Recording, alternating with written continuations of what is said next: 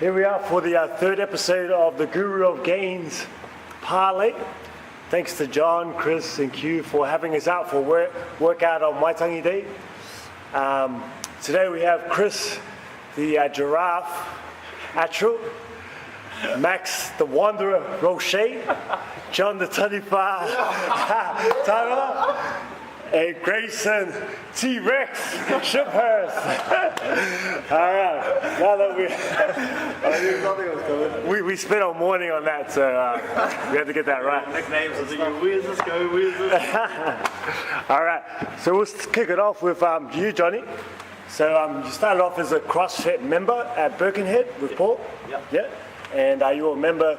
How did that sort of evolve into you wanting to be a boxer now? And how did that go? It actually started beginning in 2011. Yep. I was going over to Afghanistan with the army. Yep. I was training in Palmy, and I knew AJ to do rugby. Oh, all right. And I said to AJ, bro, give me a program for in Afghanistan. And he goes, bro, you need to do CrossFit. True, 2011. Yep. And then he said, right, come see me tonight in the gym, I'll take you through some stuff. So he took me through some stuff. And I went to Afghan, met up with all these Yanks and did CrossFit with them. As soon as I got back, I joined Birkenhead. Then being in Afghanistan away from my children, you know, I was been in the service 16 years and just got sick of travelling, and I was at that stage where thinking, what can I do? Yeah. And I just had that, everyone knows that CrossFit bug. Yeah. So I got that bug and I thought, man, at that stage there was only about 25, 30 boxers in New Zealand, and I thought, man, this is going to be the calling of CrossFit. Yeah. Oh, nice. And Paul's been a big help, bro. Yeah. And so he was quite supportive of you doing your thing. And you are still good mates today, and you get some equipment from him from time to time? Yeah, bro. Yeah. He's huge. Even just for mentoring, he helps. He probably doesn't realise, but he still plays a mentoring role. Good friend and good friend. Overall. Yeah. So you're getting quite emotional at the moment? Oh.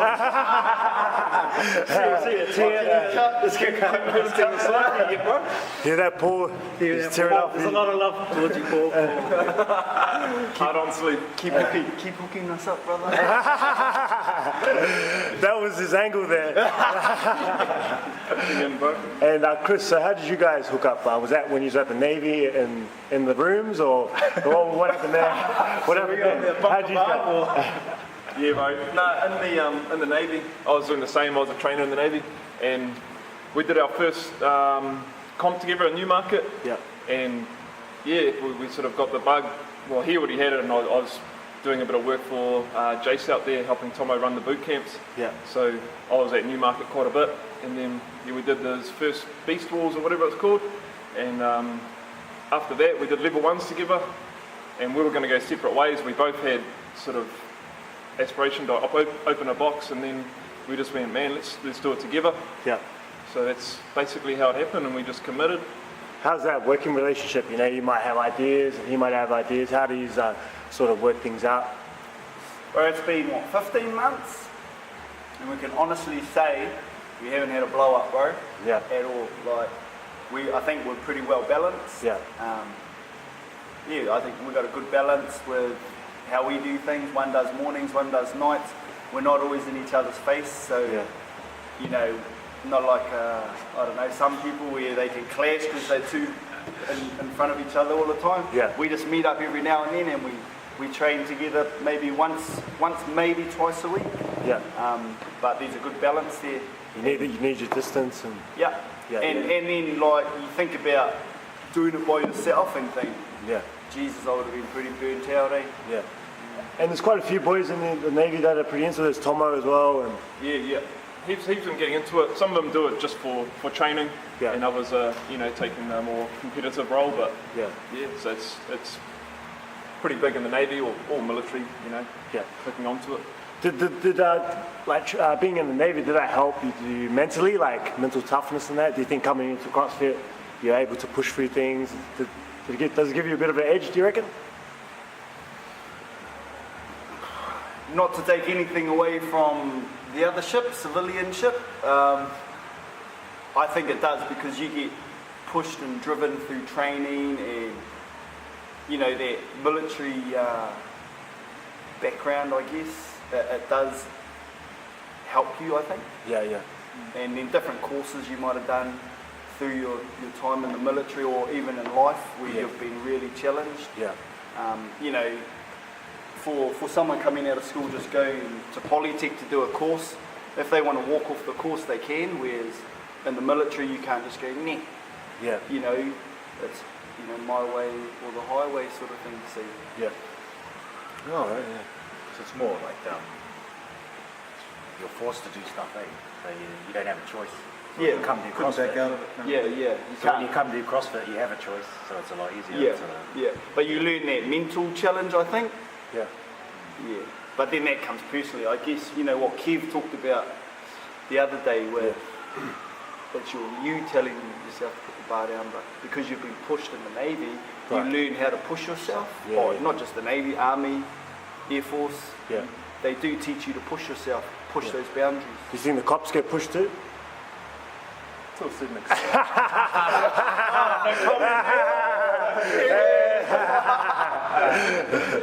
All right, let's switch gears on that comment just a little bit. So we have Grayson, he's the trigger point expert, and you're actually a master in trigger points? Trainer, yep, in trigger point. How do you get that title master in anything? What have you done to become a master? Well, I really just like started using the product, and because it worked on me, I just used it personally for a couple of years before it even started getting big.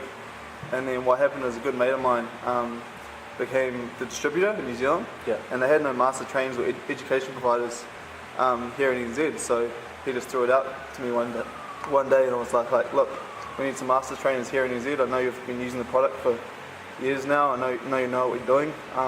They're keen to come over to Oz and do the certification. I just threw myself out there and went and did it. Yeah, I can speak personally. From at the Auckland Games, I met Grayson there, and because he was offering free service, I was like, hell yeah, I'll try this out. And I had a bit of a tight lower back, and he worked on my quads. He was reckon it was pulling me forward and stuff. And sure enough, my back started to loosen up, could move a lot more freely. And so we've been friends ever since. He's helped me out. He's helped me out a bit. So Only when you have injury. I'm like, hey, Grayson, what do you let's catch up, man. And I'm like, can you work on me? No. But yeah, hit trigger point up, some great stuff there. And you said you started hitting it. Like, how did you fall upon it? Like, you had some injuries or something like that? Or? Yeah, well, I had knee problems when I was playing footy back in the day. Yeah. Hammies were always blowing out, so I mean my body wasn't almost like muscles weren't turning on properly. Yeah. So I got into trigger point and started learning about neuromuscular. But how did you find trigger point, like? No, it was Google? good. No, just a mate chucked it onto me one day. He went over to the States and did a lot. Obviously went to the States first before it came over to NZ, and it was still new product over in NZ. I don't think anyone knew about it, and it was still kind of getting chucked around. I mean, the product was changing, and but yeah, I started using it, and then I went through the programming, and I was like, far out, this is wicked. You know, my body's feeling good. You know, range of motion's getting a lot better. Yeah. At muscle activation is like, you know, and lifts and stuff is working. So I was like, far out, just kept up to it, and then I just went from there, and then became, you know, believed in the product. This one's probably for everyone. Like, do you think CrossFit has sort of done like a big loop?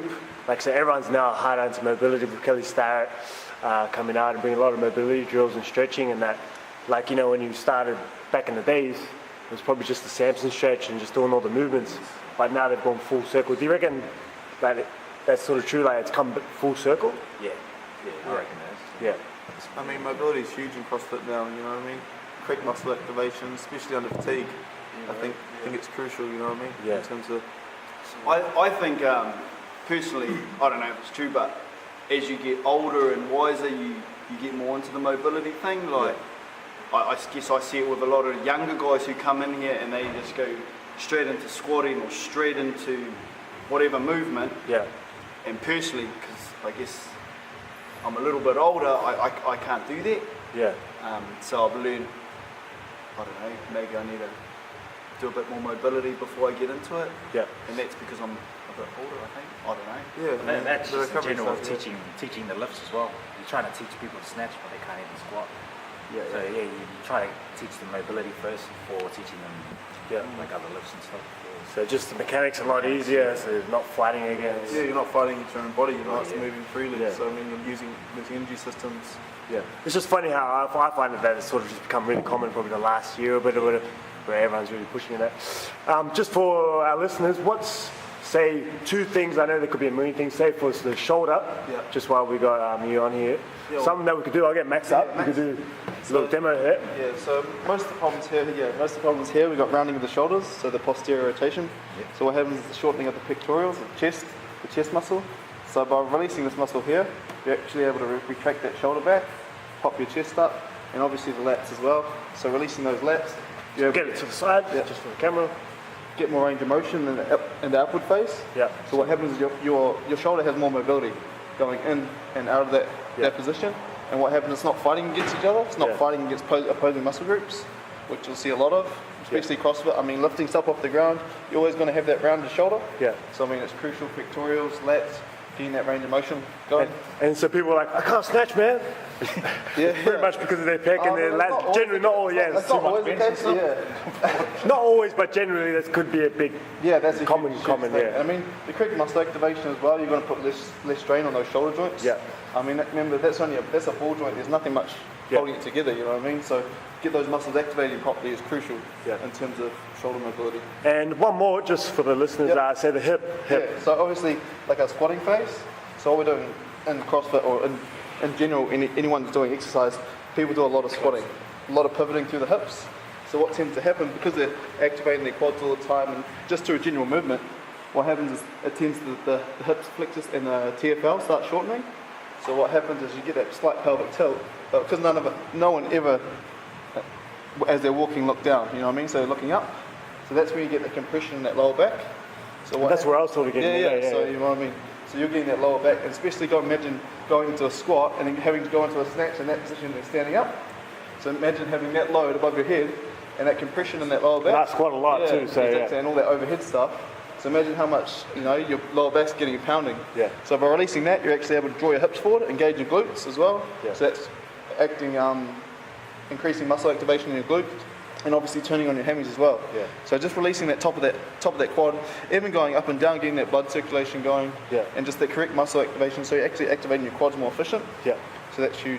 All right, cool. Thanks for that, Grayson. No worries. What we can do is we can probably put in a few links. Maybe when we post it up on YouTube, put a few links. So, because this guy speaks pretty fast and uses some big words, so we'll put in some videos just to sort of break it down, or maybe an article or something like that. Just so people can follow it. Yeah, like a PowerPoint thing that we can show. There's some ways the body moves. Yeah. I mean, it's not always that, but generally, it does help. Though. Yeah. And just on the subject of training, I always talk with all the different coaches and everyone pretty much because I'm so into it. You have a little bit of a different approach. I remember we were talking before, and you talk about transverse stuff, like so a little bit of lateral movement and rotation and stuff. Yeah. So what happens is, like, I find by working with all different planes of motion, you become a lot stronger in certain lifts. You know what I mean? You don't want to be training one plane of motion constantly. You know what I mean? By adding that rotation, adding that load to one side, all those the shifting movements, adding load to the one side of the body, turning on and turning off muscle groups. You're actually tuning the body a lot more efficient rather than constantly having that body activated the whole time. Yeah. So I mean, it's going to help all round, like an all-round athlete, just being able to turn on and turn off muscle groups, just being able to shift weight from one side of the body to the other side. You know what I mean? More efficient. Where I think a lot of people train too much in one. Yeah, just one plane of motion. Up and Straight down, up and down. like sagittal. You know what I mean? And frontal planes, where that transverse can act more beneficial in those planes of motion as well. So it's guys like probably me and Max that just lift all the time, and we wonder why we don't do well. Is that sort of is it something along those It's not the lines? main reason, but it'll definitely help. You know what I mean? We're like, man, why can't we do better? Just and on that. I need to do running. I would never do running. I need to do some more running. Yeah. Well, just on that thing of training, how are you guys going for the Open? I know you guys train differently. You've been doing a bit of Invictus, and you do a bit of just whatever. Random, bro. Yeah. How's the training going for the Open? It's going good, bro. Just Don't want to let your secrets out. CrossFit, bro. Yeah. All right, there you have it. I come in there and he's like smashed on the ground, just can't even talk. And I'm just there, what have you done, bro? And he's like, just to warm up. But I do my max for one session a week. So there you have it, guys. Watch out for Johnny Taurua for 2014. Wanna be regionals. What do you think is some signs of like overtraining? So we all coach you this PT, we coach in our members. What do you reckon are some signs of overtraining? Or even in ourselves, like how do we know? I just look at, body fatigue. People come in, they've got everyday stresses as well as the training. Yeah. And they come in and they just, they tell you, I'm tired, or you can see them warming up and they're not really into it. And that could just be a day-to-day thing, sleeping patterns and stuff. But you can see when someone's not into it, and I'm pretty active in telling them to go light. If they're not going to get much out of a session, I don't see any sort of point in going too heavy. Yeah. Take a couple of days off and get back into it, just refresh. I find it hard, like it's almost like I want to tell someone to go home, but at the same time, like they want to work out and you're running a business, it's like, it's probably best sometimes, maybe just have a roll out, maybe do a little bit of a roll. Sometimes But, it's like, do strength to get rid of it's not get like- rid of stress. They already have. They love hanging. Yeah, they sort of need that escape from work because, or whatever, so it's like, still get a little bit of thing. Just make it fun, you know what I mean? I find making it fun, just brings the energy levels up, They start getting back into the mood. You don't have to do anything heavy, and then just chuck them do some mobility stuff and just, time flies. I think that's sweet of PT, but just when you got a class, so you got like 10, 15 people, like, and it only you is can't be like one guy, like, hey, just have some can't fun. put them away, You know what I mean? Let's play some games. Yeah, I quite often tell people to take the impact out of their training. Yeah. Like if they're feeling like that, go for a step up instead of a box jump. Don't stress the body too much. Yeah. Come back tomorrow if you're feeling good and smash it. Yeah. You get the mentality of some people that want to come in and they don't want to scale. Yeah. And it's the hardest thing is telling them, mate, just take it easy today. And who cares? It's just a name and a score on a whiteboard. Yeah. Tomorrow's a different day, and just get the blood flowing. What do you do with those clients that are like, oh, I'm not getting better, and they've like trained for like 3 weeks or something, or like they're not losing weight? Like, how do you deal with guys like that or girls? I'll probably like everyone else, just tell them patience, man, and then, I don't know, depends how often they train, you can't expect people who come to us twice a week, who are on 2 sessions a week, they can't expect the same gains as someone training 3 times a week or unlimited. It's all about patience and training more often as opposed to less often. Yeah. I find the... Oh, sorry. I was going to say, I reckon diaries are huge. Yeah. Diaries believer in you don't know where you've come from if you don't record it. Yeah. So you don't know where you've gone if you haven't got a benchmark to start on. Yeah. So you see people after a month, like you're saying, coming in, they're like, man, I haven't got any better. This is, getting frustrated. And you just say, well, 4 weeks ago, you were on the bar. Now you're on 40 kilo, that's a huge jump. Yeah. And it's just recording it, tracking. Yeah. Same thing with the diary, it's like they don't record it, and then you're like, oh, I'm not getting any better. And then you go, okay, what's your 5 RM back squat? Oh, I don't know. Well, then how do you know? You can't really justify if you're getting better or not. Yeah. I find there's a little bit of a cycle, like, so you get someone come in, they're gung ho, they rip in, and then they start they want to get better, start overtraining a little bit, but then there's like those other external factors like sleep, stress.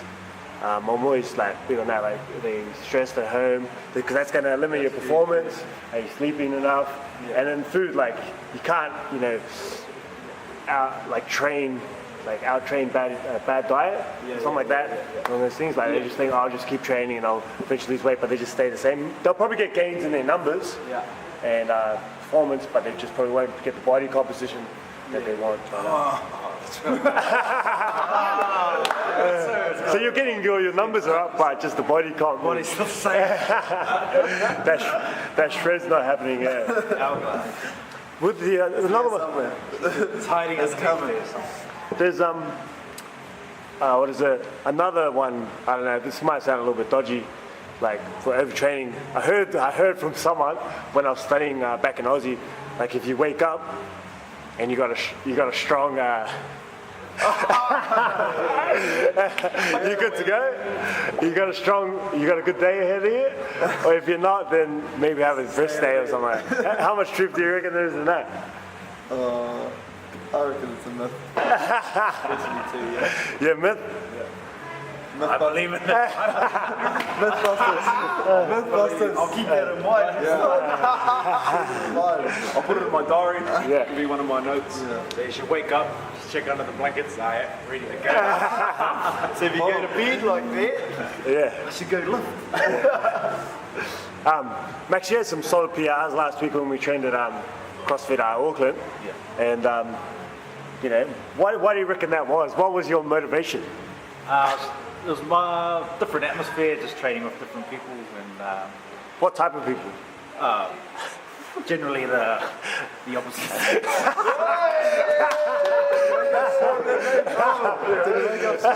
So you know, you want to perform in front of the ladies. So you reckon the old primal thing of training in front of the opposite sex is a good motivator? Yes, it is definitely. Yeah. So there's probably some data behind it. There probably would be, yeah. I reckon there is.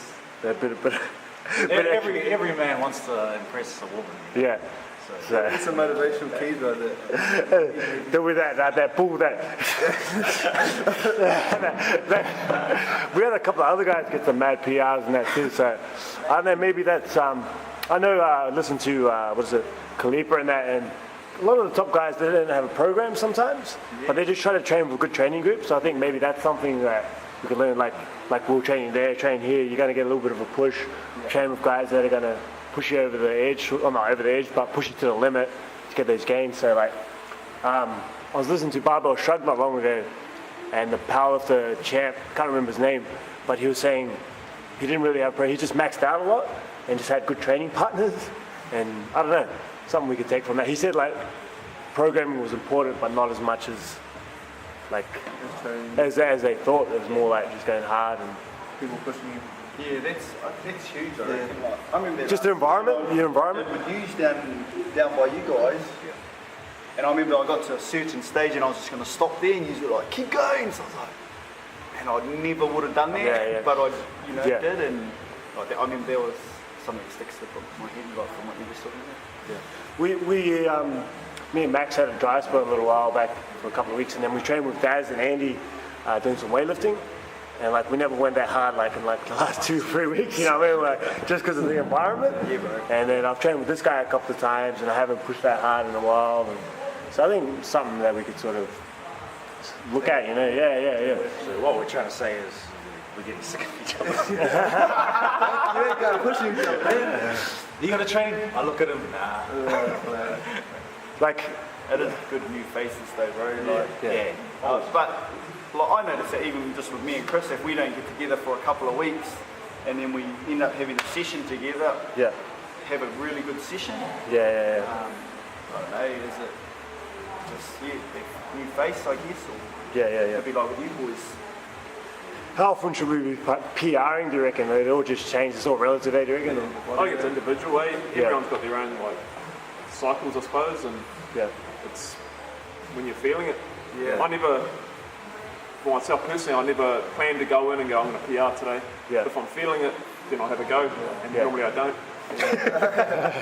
I've heard, like, listened to a lot, and like Andy was saying he doesn't really go for PR unless on the game day, and then other guys are like they max out all the time. I don't know. I find trying to max out all the time works for me, or like going close to, because then I get scared of the weight if I don't like go, maybe not max out, but go pretty heavy, or close to. That's just me.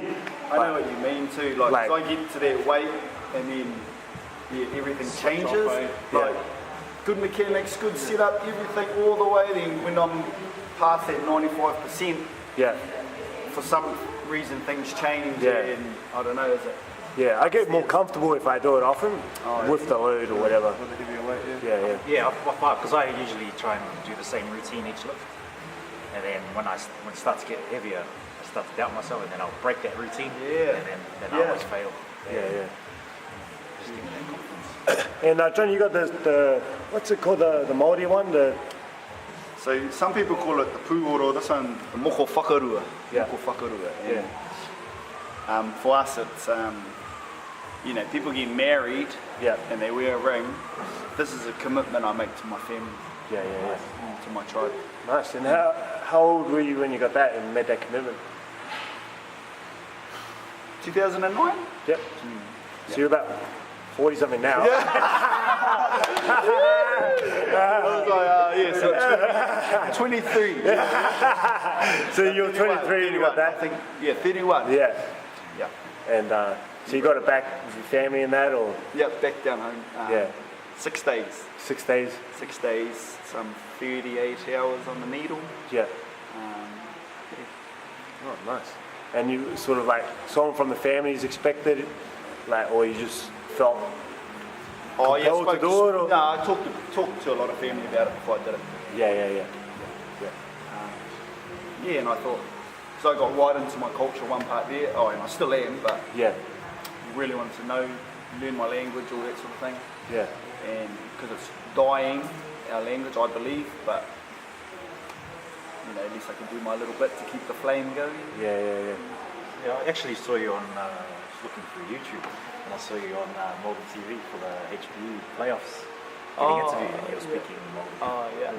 I was like, whoa, And a bit younger then too. Well, I'm saving when I get over. 24. And you guys been open for how long? Oh, it's November 2012. November 2012? Yeah, so 15-ish months. Is Yep. that right? Yeah, 15, 16 months. Yep. So he's opened the box. Where to from here? You know, he's looking to expand. Happy to just have your box, or you know, what's here from here? Do you reckon? You go. No, we're just going to, like, last year we put a Keep lot of growing time into like the marketing side of things, trying to build our foundation. So Yeah. this year, just want to let things happen. Yeah. We introduced our intro courses October last year, best thing we could have done. Yeah. Yeah, it's been huge for us doing these intro courses. So we're just building now, and we're looking for patterns Yeah. before we go into bookings and then expanding. So Yeah. it's all in the pipe works, but we've got our magic numbers, and Yeah. we've got a bit of a plan. Hard case, like doing this new course I've done, and they said, anyone Yeah. own a business here? Yeah. Oh, yep, so John will know all about business plans and how to run business. I'm just sitting there, nah, no idea, you know, Yeah. we're learning on the Do way, you man. have do you guys have a paper or anything like that? Like a degree or something? Nope. I have nothing as well, and that's why. We've got a Facebook page. I've got but when I was in the Navy, I got a admin background. Yeah. So I dealt a lot with administration and Yeah. stuff. So I think that's been a big help. And then Chris had a big PDI background, like training background. Yeah. So I think that's helped us as well with the balance, with an admin background and then the little bits we just pick up in between. Yeah, because I have no degree or nothing like that either, and I think people are I think school's important in education, but there's a lot of stuff you can just learn on your own and for free, and stuff that you can find in books. And another one I've read in the book is just talk to people that are where you want to be, or people that are actually done something. Get a business advisor, Yeah. and they don't even run a business, Yeah. or I don't know. To me, that doesn't seem very smart. I try to see. That's why I sought out, try to see successful. That's why I caught out with Daz, and Yeah. so they're sort of in a position where I want to be. Is probably going to get a lot of better advice from him than. Yeah, a lot of mentors that have been there. Yeah. Successful businesses. Yeah. So when you go to a nutritionist and they don't even eat healthy or whatever, you know what I mean? Go to people. You can learn a lot. So if you're looking to start a business, don't be scared. Get in there, have a crack. I think one of the things this year. I just started a diary book, and just getting started is key too. Don't wait till you're ready. Even this isn't that great yet. I've only got a little mic, but I think it's just good getting started, and I think in the process of that I'll get better. Once your sponsors jump online, bro. Once my sponsors get online, all right. We've got one in the making. We're not allowed to release it yet, but it's coming out. look out for that We're going to all get picked up on. in the near future. 2014. There's some things coming out. So just looking to expand a little bit for us. We'll be the same boat as you guys, I reckon. Yeah. Not too far off. We've had a good start to the year, and Max sort of brought up that maybe the next on-ramp, because we've grown really slowly and steadily since we've opened, which has been good because we know everyone, and now our on-ramps the last 2 or 3 have been pretty packed, and we're thinking of missing one just so we can get to know them and bring them up to speed, because we don't want to sell out the quality that we have, Yeah, got to maintain it. maintain that quality. Then you start getting like 6, 7 beginners in the one class. Yeah. It's hard to manage. Yeah. And And your you- class is about 15 Yeah. classes. And so you're doing the massage course, how long have you been doing that for? 1 week, 1 week? Yeah. 3 days. Yeah, and you've been getting hands-on pretty... Yeah, straight away, man. Yeah. It's 70% practical course. yeah. So it's good, man. Yeah, I know you're a good man and all, but is there moments? Is there like I've had massages and there'll be like times where I don't know, like nothing happens, but you know, like eyes crossed or anyway. The dude that I've been massaging, bro, is Tongan fella, 140 kilos. Yeah, So we got a bromance going on there. yeah,